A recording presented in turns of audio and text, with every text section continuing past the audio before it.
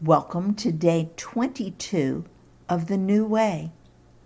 I'll read Luke 2:36 through 38. There was also a prophet, Anna, the daughter of Penuel of the tribe of Asher. She was very old.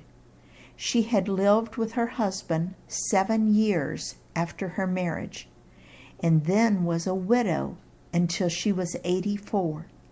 She never left the temple, but worshiped night and day, fasting and praying. Coming up to them at that very moment, she gave thanks to God and spoke about the child to all who were looking forward to the redemption of Jerusalem. Last time we looked at the old man Simeon, who got to hold the Messiah in his arms. Today, I want you to see another person who made an impact on Mary and Joseph that day. Luke tells us that she was a prophetess. We know very little about her except that she was old. She had been married for 7 years when her husband died, but instead of remarrying, she lived at the temple and worshiped and prayed night and day.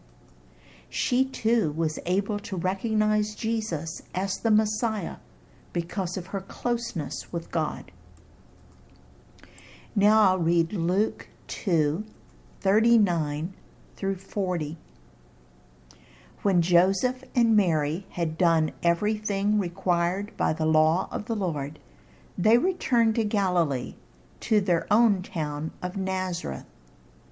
And the child grew and became strong.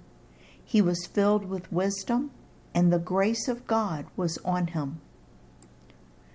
We are looking at 4 biographies of Jesus's life recorded in these manuscripts.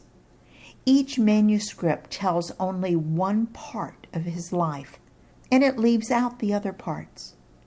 No one could record absolutely everything. In fact, even all 4 books could not contain everything about Jesus. Luke 2:39 is one of those places where Luke skipped ahead by a few years. In a later study, we'll see that according to Matthew, Mary and Joseph took baby Jesus into Egypt before going to Nazareth.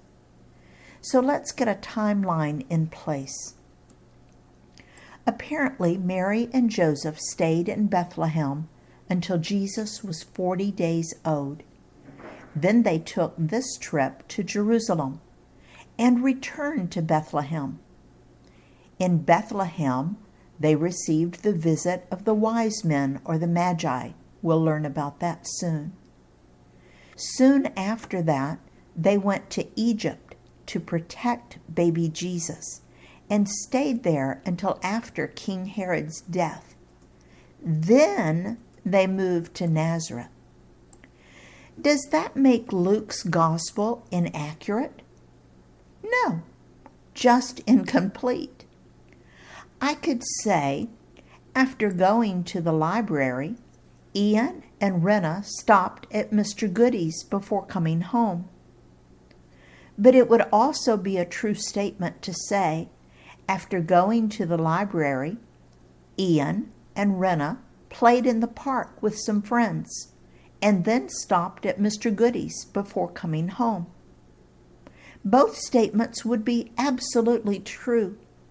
One would just contain more information than the other.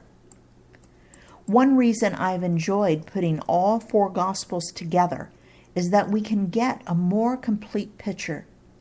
I hope you are enjoying the reading of God's Word in this fashion.